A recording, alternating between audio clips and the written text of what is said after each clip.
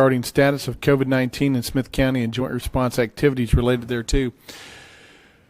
Wanted to give a briefing. We have not done a weekly Commissioners Court briefing on COVID-19 for a while, but because over the past couple of weeks we've seen an uptick in the numbers for COVID-19 cases here in Smith County, I thought it prudent to give you all a briefing and give the briefing a briefing to the public about some of the statistics behind that, and then also answer some questions, one of which was raised by Mr. Kane here in the preliminary statements about masks and some other issues. I want to be clear about where my direction is on this matter. So I thought today would be a good opportunity to do that. So sit back for just a second and let's talk about COVID-19. I want to start with the daily dashboard that was put up yesterday by NetHealth. This still continues to go out, and folks can rely on this information from NetHealth, even though our Joint Information Center for the EOC is not putting out daily briefings now because of where we are in COVID-19. NetHealth continues to put this information out for the public so that they know what's going on. There's currently 177 active cases, and patients in the hospital is 51, and we're going to come back to that number here in a minute because that's very, very important to where we are. We're still at 4 deaths, unfortunately, for the county from the beginning until now.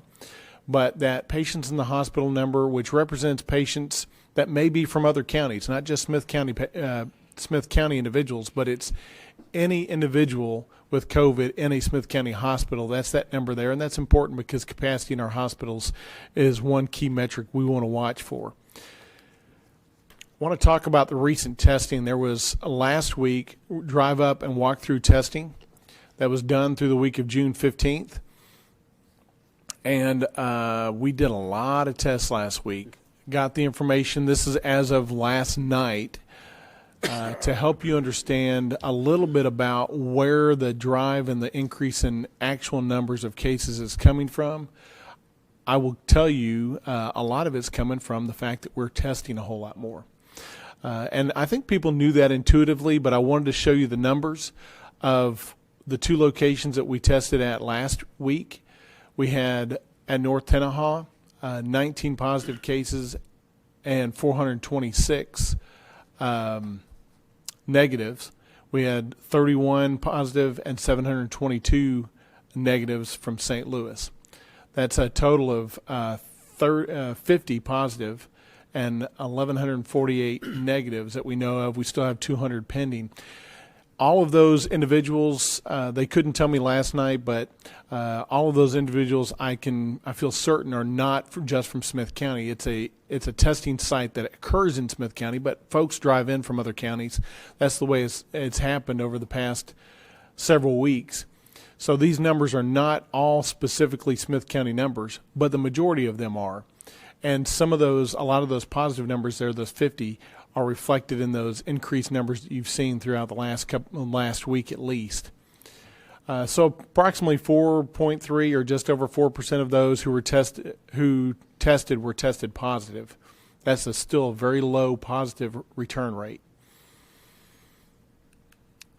So I asked NetHealth to go back and look from June 1st until the present and give me some statistical breakdown that I could share with the community that would make sense to understand where the spread is occurring, what age groups the spread is likely occurring. So the next 3 or 4 slides are a series of graphs that NetHealth put together for me that I got from them last night that is data through yesterday. So it includes all the numbers. This first set for June trends talks about the age of those that are testing positive.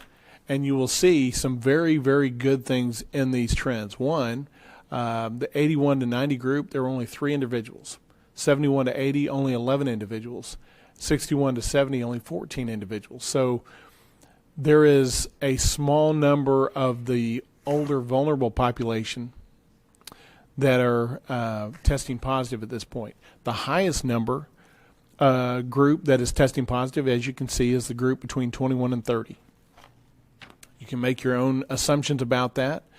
My presumption is that the group 21 to 30 is probably those folks are a little bit more social and tend to stay with their friends a little bit longer, tend to engage a little bit less cautiously with one another just because of their age group. I know when I was 21, I probably acted less cautiously than I do now.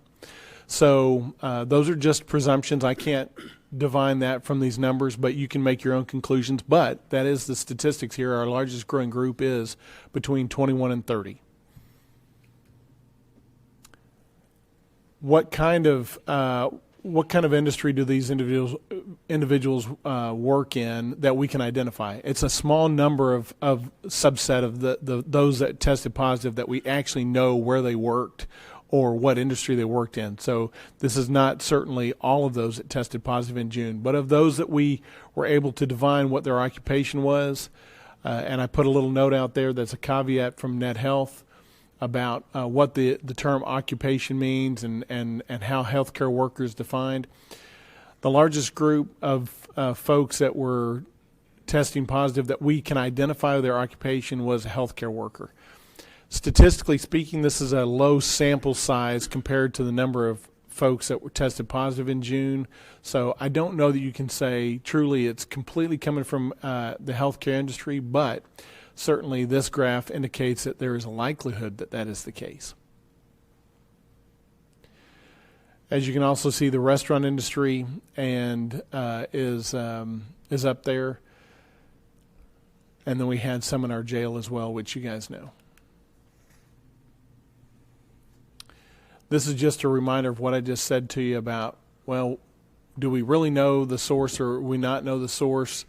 Some of this information is just not known to us, and there's reasons for that. Some folks, when we do the contact tracing, don't want to tell us necessarily who they've been around, and we cannot force them to do that, and we're not attempting to do that. So some folks do give us information about who they've been around or where they've been, and we can divine a nexus and determine a nexus between where they picked it up and what their activities have been, but some we cannot. Of those that we can get some good information from, here is a good breakdown of that. And this is really good information, I think. It goes along logically with what we see happening in our community. We've gotten back to work. We're interacting more with our family instead of, and this could be extended family, not just those that you live with in your household. We're becoming a little bit more interactive with other people socially. So what you're seeing is really the two biggest places that folks are picking up COVID-19 now is either in their workplace or in their family setting. To me, that underscores again the need to remember that the longer you're in a location and the closer contact you have with somebody and in closer quarters, those three factors really drive the risk factor up. If you can, if you're having a short interaction with somebody and there's space between you and you're not there for very long, the risk factor goes down pretty good.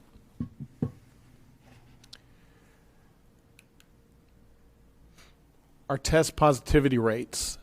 Marshall Brooks put this together for me as well, so that we could look back at March, April, May, and June to see whether or not there was an increase, decrease, serious change in those that were testing positive. The numbers, the percentage. As I mentioned from last week, let's go back to last week's testing. Just over 4% of those that were tested positive. So let's look back at our March, April, May, and June numbers in total. March, we don't know exactly how many people were tested. I think the state was still trying to get themselves together, so we don't have solid numbers on that. We do know 37 people tested positive. But when we look at April, May, and June, you had a 5.59% positivity rate in April, a 2.71% positivity rate in May, and then up to about a 6% positivity rate in June. That's an average of about 4.84% over April, May, and June, which is just slightly above that rate I mentioned from last week's testing. So quite honestly, it's pretty constant. And it's still a very, very low positivity rate among those that are getting tested. Other notable information, I wanted to give you an update on the jail. We've had over 1,000 inmate tests that have been administered over the past couple of months. 61 inmates have tested positive at one point or the other. 980 were tested negative, and one is currently pending. But this is a good number for us to hear. Currently, only 10 inmates are positive. So we had 61 at some point in time, but really right now, if we take a snapshot, it's only 10. That's good. That's a trend that's really good for us. No confirmed cases yet among the inmate population at Central Jail Facility, which is also good. Currently, we only have one detention officer that has COVID. That's at the main jail facility. And all 24 low-risk detention officers that were previously positive have recovered. So we have 0 at our low-risk facility for detention officers. At some point a few weeks ago, that was a really, really big concern of ours and made staffing very difficult for the sheriff's office. They worked through that process, and now we're back to having all of our low-risk detention officers working full-time. Hospital update. Just want to reaffirm for anybody that's concerned about this, the hospital capacity, the available ICU beds, and the available ventilators remain strong with both major hospital systems. I've confirmed that again this morning with George Roberts, and he confirmed that this is indeed true. We're continuing to monitor those metrics, and we feel very confident in the preparedness of those hospitals to meet the challenges of COVID-19 going forward. As you have all noted from time to time before, our initial stay-at-home order that I put in place and our initial reaction to COVID-19 was truly to try to stave against and defend against the initial large blaze of the wildfire as it was, or the large tidal wave as it was before it hit the beach. But now that tidal wave has subsided and we have caught up on our PPE supply and we have much better information and we're more prepared and understanding about what COVID-19 is about, this number right here is the number we want to continue to monitor, but we're doing just fine. To give it to you graphically here, this is a graph going back to the beginning of April, I believe. On the left, it's a little bit hard to read on your screen, but I believe it's April. And this graph indicates graphically for you what our hospital capacity is, what the number of patients is, as reported by Net Health every day on that number that says the number of patients in Smith County hospitals. This is that chart of that number. And the chart graph goes from 0 to 60, and you'll see that really we hardly ever get above 50, and we really have stayed in the 40s quite a bit, and that was true throughout the height of April and May, and that's really where we're at today. We're getting close up to 50 again, but this is nothing to cause any kind of concern. I wanted to make sure you saw kind of a wide graph of how that's been playing out.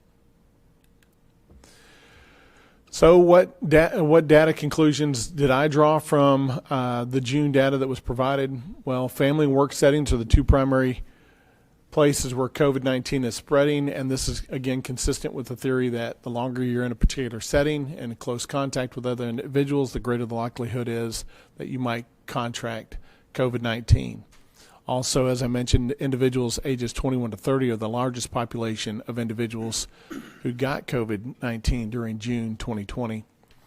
Our medical response capability and hospital capacity remains strong, and the percent of those testing positive has remained low, below 5%, but increased testing is contributing to the rise of positive cases being reported every day. I really want to emphasize that point because I don't want people to be concerned by numbers that are being reported every day, because we're doing so much more testing that just the sheer percent, the same percent of a larger test group results in a larger number. Also, I do want to make clear that sometimes on Mondays a larger number gets reported because it reflects truly Saturday, Sunday, and Monday, because we're not reporting on Saturday and Sunday. So sometimes that number looks inflated on Monday, but it also includes things over the weekend. And then just from some admonitions or some closing remarks from me on things, I've titled this slide just from me. I just want to say this out clearly to folks in the community. We've had a couple people ask about whether or not I plan or not plan on issuing an order to mandate the use of masks. And I want to be clear, I do not plan to issue any local order that would mandate individuals to wear masks or to mandate that businesses require their employees or customers to wear masks. If they choose to do so, I think folks need to have the breadth and freedom of decision to do that. And if people feel more comfortable wearing a mask, then I certainly support that. But I do not plan to issue an order to mandate that. I encourage individuals and businesses to make healthy choices in their daily practices and routines. It's something we've talked about since the very first press conference. Individual discipline and choices to keep your distance, avoid crowds, wash your hands frequently, stay at home if you're sick, and work to protect and support the vulnerable populations in our community are the things that you need to focus on. As community members, we will determine, based on our individual choices, collectively how this community is actually able to defend against an increasing spread of COVID-19, which is going to continue to spread, but we just don't want it to spike. That's been the goal since the beginning. I encourage the members of the community to respect the health decisions and physical space of others. Allow others to decide differently for themselves and their family members. Do not impose your value system on another person, so give them a little space. If other folks need some space, give it to them. And then finally, I want to remind you there's still no need for fear. Our community's strength, response, and readiness is second to none. We're ready to continue to combat COVID-19. One of our main goals, or one of my main goals at this point, is to continue to provide good information to the public so they can make good, informed decisions and choices. That's why we held 11 press conferences and put out tons of information. That's why the JIC and Casey Murphy have done an outstanding job working day and night to make sure that people get information. Their best source for daily information continues to be Net Health. That's the core